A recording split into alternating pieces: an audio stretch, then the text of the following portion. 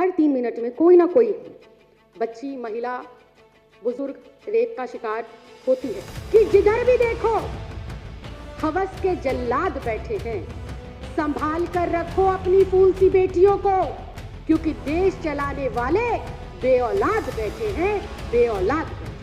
केंद्र में आप बैठे और बेटियों के साथ ऐसी हरकतें हो रही है, आपको शर्म आनी चाहिए।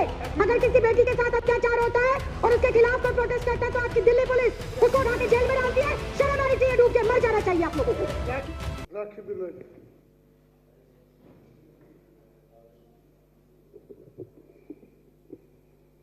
बहुत बहुत धन्यवाद अध्यक्ष जी। आज आपने बेहद ही संवेदनशील मुद्दे पर, अति महत्वपूर्ण मुद्दे पर मुझे बोलने का मौका दिया। अध्यक्ष जी,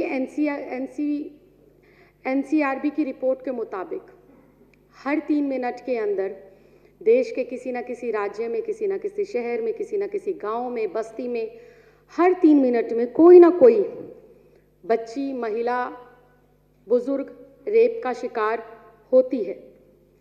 लेकिन दुर्भाग्यवश स्थिति ये है कि ना तो देश की महिला बाल विकास मंत्री के पास अपराधियों के खिलाफ कार्रवाई करने का समय है, ना पीड़िता के परिवार से मिलने का समय है, लेकिन उनके पास लाल किले में गीता प्रेरणा महोत्सव के अंदर फोटो खिंचवाने का समय है। उसी कड़ी में देश के प्रधानमंत्री जी के भी पास बड़े बड़े ने स्पोर्ट्स पर्सन हो या अभिनेता हो, उनके साथ फोटो खिंचाने का समय है, उनकी शादियां अटेंड करने का समय है, लेकिन देश की बेटियों पर हो रहे अत्याचार, उनकी सुरक्षा, उनकी जिम्मेदारियों को लेकर देश के प्रधानमंत्री के पास टाइम नहीं है। उसी प्रकार देश के गृह मंत्री, जो कि बीजेपी के राष्ट्रीय अध्यक्ष भी हैं, श्री अमित शाह जी, उनके पास अंधेरी काली रात में सरकार बनाने का पूरा समय है, उनके पास विधायक खरीदने का समय है, लेकिन देश की बेटियों की सुरक्षा सुनिश्चित हो, देश की सुरक्षा सुनिश्चित हो, इसके लिए देश के सुरक्षा गृह मंत्री के पास समय नहीं है। ऐसे में ये कहना बिल्कुल भी गलत नहीं होगा अध्यक्ष जी कि जिधर भी देखो हवस के जल्लाद बैठे हैं। संभाल कर रखो अपनी फूल सी बेटियों को, क्योंकि देश चलाने वाले बेऔलाद बैठे हैं, बेऔलाद बैठे हैं। बिल्कुल चिंता नहीं है। आज देश में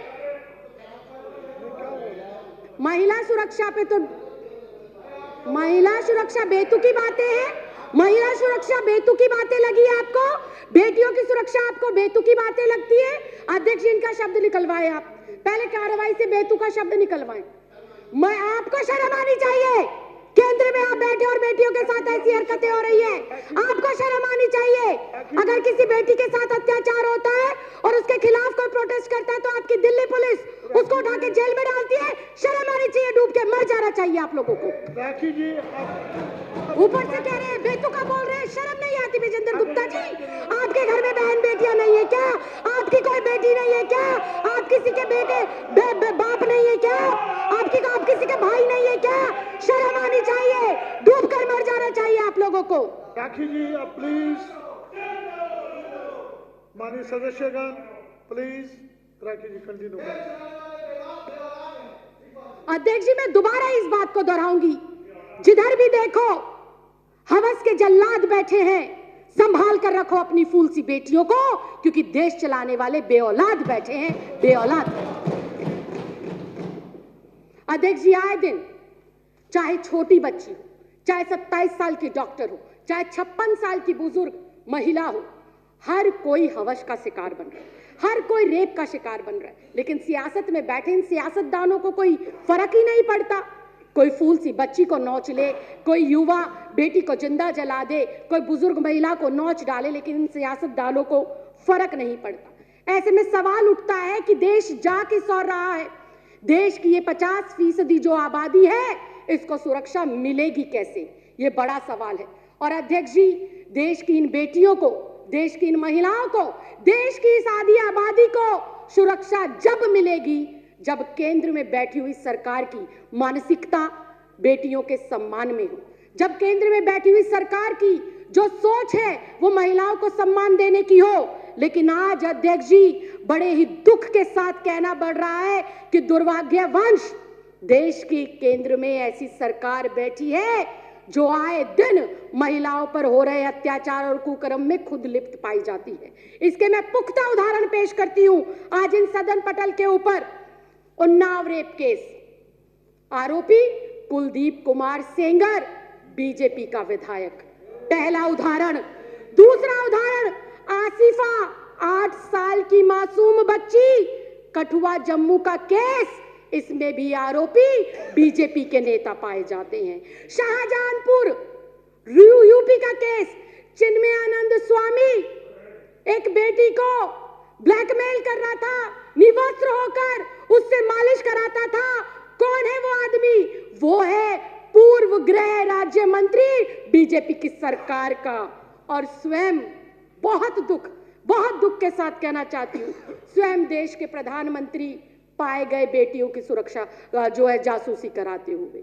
स्वयं इस देश का गृह मंत्री नामजद तरीपार रह चुका है। ये मैं नहीं कह रही, ये मेरे देश का कानून कहता है, ये मेरे देश के न्यायालयों ने और जजों ने कहा है। ये राखी बिड़लानी आम आदमी पार्टी नहीं कह रही है। अध्यक्ष जी, ये इतना गंभीर मामला, देश की आधी आबादी आज बाहर निकलते हुए ये सोचती है कि मैं वापस आऊंगी या नहीं आऊंगी। आज हमारे माँ बाप, हमारे भाई बहन, हमारे रिश्तेदार, जब मेरी जैसी बेटियां अपने काम पर पढ़ने के लिए, लिखने के लिए जाती हैं तो पता नहीं होता कि किस परिस्थिति में वो बेटी वापस आएगी। कंक्लूड करिए। बिल्कुल अध्यक्ष जी, बुधवार 27 नवंबर की रात को दिल दहलाने वाला घटना हैदराबाद के अंदर हुआ। एक 27 वर्षीय डॉक्टर का स्कूटी खराब होता है और उसको मदद के बहाने 4 लोग घेर लेते हैं और उसके साथ गैंगरेप होता है, उसे जला दिया जाता है। इतनी हृदय विदारक घटना अध्यक्ष जी, मेरे मुंह से शब्द नहीं निकल पा रहे, क्योंकि मैं स्वयं भी एक लड़की हूं और कभी कभी किचन में खाना बनाने का मौका मिलता है। गलती से गरम कढ़ाई को छू लेते हैं अध्यक्ष जी, तो अगले 2 दिन तक उंगली दर्द करती है। उस बेटी को जब जलाया गया होगा अध्यक्ष जी, हमारी जैसी बेटियों की आत्मा कैसे आज कुलमला रही है, आप समझ भी नहीं सकते। और ये सामने बैठे हुए बीजेपी के लोग कहते हैं कि किस तरह की बेहुदगी की जा रही है। अध्यक्ष जी, इसके खिलाफ कोई ना कोई कार्रवाई जरूर होनी चाहिए।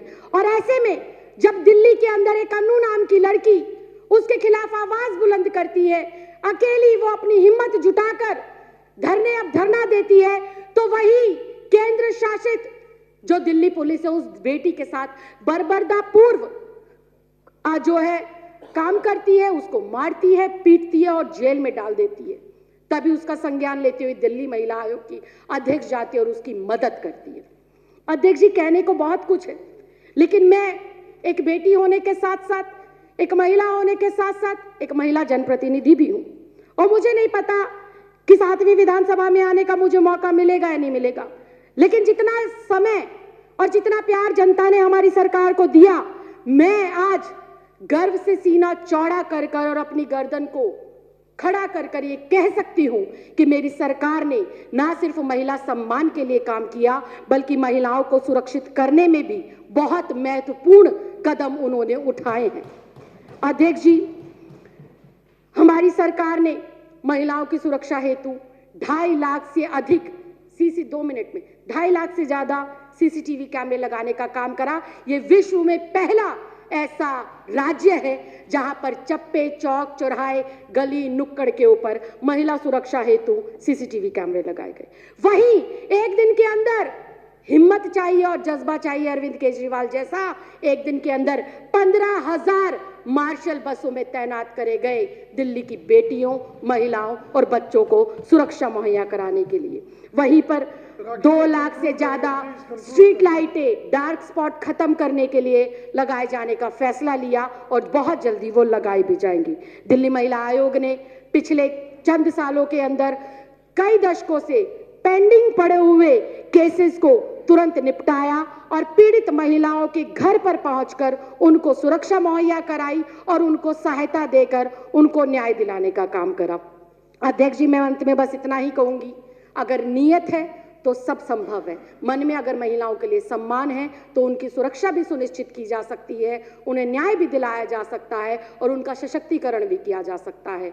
मैं उम्मीद करूंगी कि देश में आज जो स्थिति है वो स्थिति भविष्य में ना हो, इसके लिए आज हर एक बेटी को जागना होगा, हर परिवार के सदस्य को जागना होगा और उखाड़ कर फेंकना होगा ऐसी मानसिकता के नेताओं को जो मानसिकता वो महिलाओं के विरोध में रखते हैं और जो उनकी मानसिकता महिला विरोधी झलकती है। आपने मुझे इस अति महत्वपूर्ण मुद्दे पर बोलने का मौका दिया। बहुत बहुत धन्यवाद, बहुत बहुत आभार।